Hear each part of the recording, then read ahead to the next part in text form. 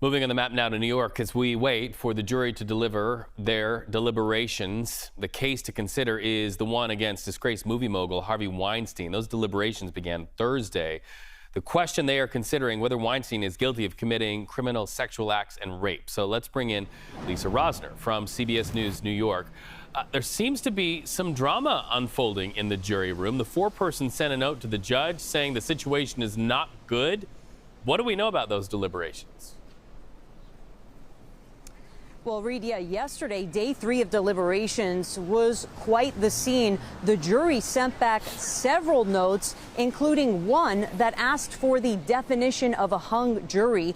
Another one asked for a readback of testimony from an expert as to why someone who's been sexually assaulted would continue to have a relationship with that person. Now, separately, at least 3 different jurors have asked to speak with the judge throughout the deliberations. One of them saying that some of the jurors are acting like a high school mentality, bullying each other, some bringing up evidence from the past that was not introduced at this trial, which has really gotten the defense fired up. We spoke with Harvey Weinstein's attorney, Arthur Aidala, right after court yesterday.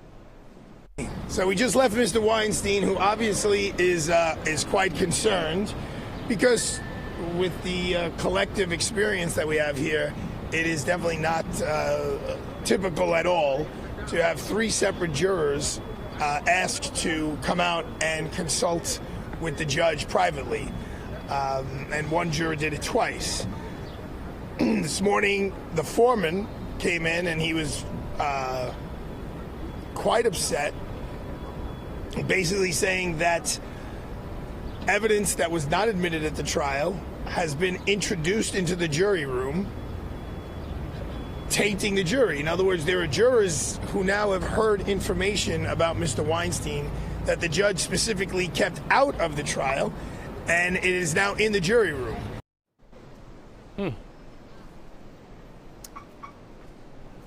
Yeah, so you heard him there reference some of that evidence from the past that one juror said has been brought into these deliberations. He likened it to a juror returning to the scene of a crime, which they're not supposed to do during deliberations. He wants to know, what is that evidence from the past that had been brought up? Was it one of the jurors watching a Netflix special or reading an old article? It's a little bit complicated because the jury is allowed to consider the fact that the news reports from 2017 sparking the Me Too movement are what prompted some of these accusers to tell their story. But at the same time, they're not allowed to look at that evidence or consider it. So is all of this why the defense called for a mistrial here?